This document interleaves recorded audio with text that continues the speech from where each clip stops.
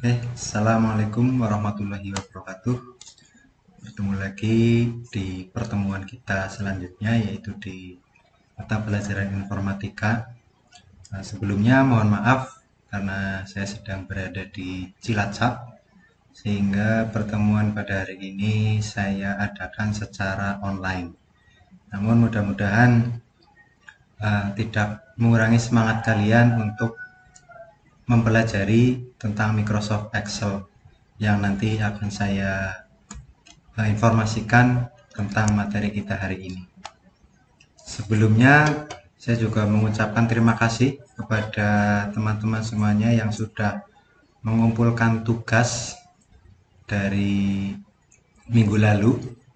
Ada beberapa teman-teman yang sudah mengumpulkan, saya ucapkan terima kasih, dan bagi yang belum mengumpulkan, nanti hari ini sekalian untuk membuat sekaligus digabung dengan materi pada hari ini. Oke, langsung saja untuk materi hari ini. Ini lanjutan dari tugas-tugas teman-teman semuanya pada minggu lalu. Jadi nanti ada kaitannya ya. Jadi tidak boleh hilang filenya, sehingga untuk file pengumpulan tugas minggu lalu saya sudah upload di Google Drive, sehingga nanti teman-teman bisa buka langsung di akun masing-masing untuk membuka materi kalian yang sudah dibuat pada tugas sebelumnya. Nah, di tugas sebelumnya ini saya masukkan ke folder praktek 1 ya. Nah, jadi untuk pertemuan hari ini kemarin sudah membuat satu file Excel yang kita buat ya untuk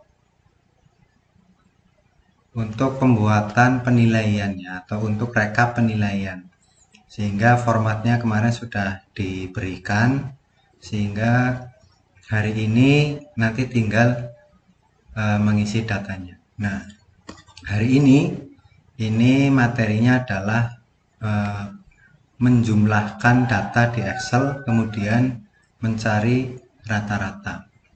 Nah, untuk menjumlahkan di Excel ini kita namakan dengan rumus sum ya. Nah, ini saya tulis dulu.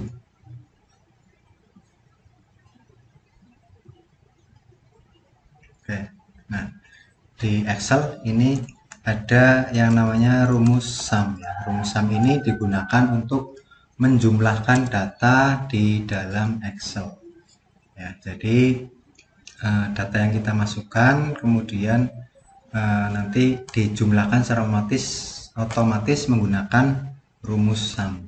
Nah, di Microsoft Excel itu ketika kita memasukkan sebuah rumus, itu syarat wajibnya adalah diawali dengan sama dengan. Berbeda dengan rumus-rumus seperti matematika dan lain sebagainya, itu datanya dulu baru sama dengan. Tapi kalau di Excel kita menuliskannya adalah sama dengan terlebih dahulu. Nah, contohnya untuk menjumlahkan data nilai absensi ya, ini rekap nilai absensi per semester ya. Nah, jadi nanti absensi kalian selama 1 semester di rata-ratakan kemudian dimasukkan ke dalam rekap nilai di sini ya. Nah, untuk menjumlahkan nilai absensi maka yang kita gunakan pertama kali adalah sama dengan, kemudian sum ya. Sum ini adalah rumus untuk menjumlahkan deret angka ya yang ada di Microsoft Excel atau di sel ya. Kemudian setelah sama dengan sum, kurung buka. Nah, setelah kurung buka baru kita blok atau seleksi data yang akan kita jumlahkan. Seperti ini, kita seleksi. Oke, sampai sini. Nah, kalau sudah diseleksi, kemudian langsung tekan enter. Nah, seperti ini. Nah, kenapa 0? Karena memang belum ada angkanya atau belum ada nilainya. Kalau kita kasih nilai misalkan di sini 90, ini 85, ini 80. Nah, otomatis nanti akan menjumlahkan secara otomatis. Nah, jumlah ini adalah jumlah nilai dari nilai absensi semua siswa di kelas 12. Nah, ini baru jumlah nilai absensi per kelas ya. Nah, ini nanti juga ada jumlah nilai tugas per tugas ya. Ini, nah, cara menjumlahkannya sama, tetapi kalau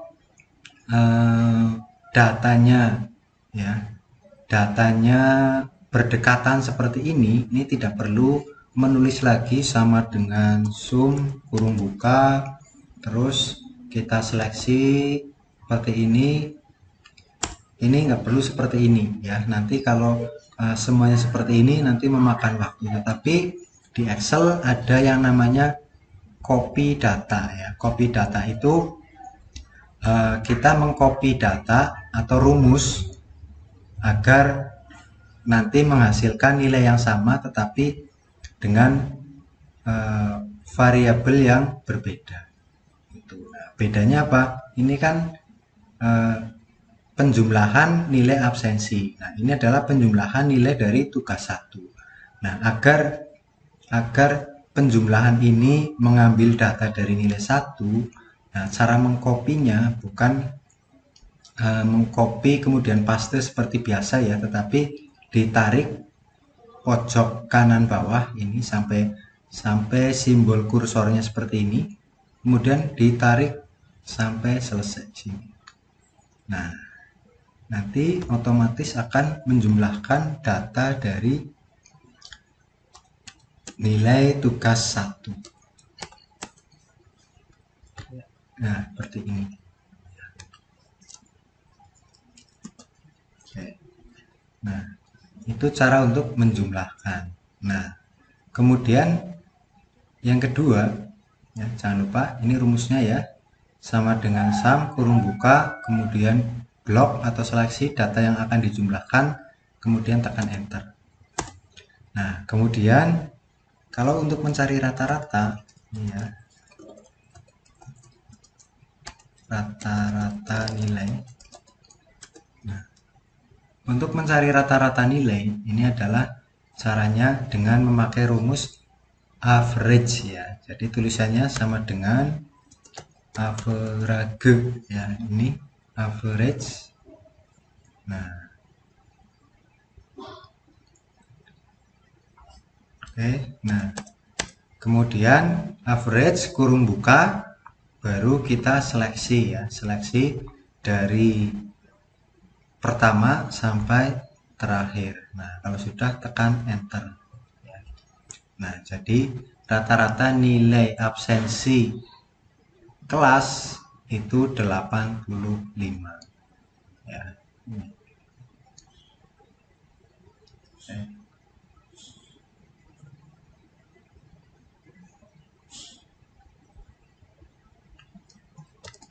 Oke ya, itu adalah cara untuk mencari nilai ya, nilai penjumlahan kemudian nilai rata-rata. Ini caranya juga sama, ini ditarik ya. Nah, ini kenapa tulisannya seperti ini, karena belum ada nilainya. Kalau kita kasih nilai, nah nanti ini akan hilang ya. Oke. Nah, itu ya cara untuk menjumlahkan dan mencari nilai rata-rata. Oke, sampai sini dulu. Nanti tugas kalian adalah mengisi nilai ya dari absensi sampai UAS ya. Kemudian menjumlahkan masing-masing nilai di bawah ya, seperti contoh di sini. Nanti akan saya hapus ya. Nah, kemudian mencari rata-rata nilai.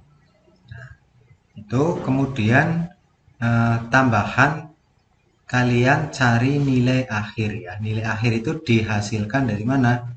Nilai akhir itu dihasilkan dari jumlah nilai dari absensi, kemudian tugas, UTS, dan UAS. Nanti akan jadi nilai akhir. Nah, nilai akhir ini nanti kita pakainya rumus average lagi ya, rumus rata-rata saja. Oke, nanti ini pakai rumus rata-rata.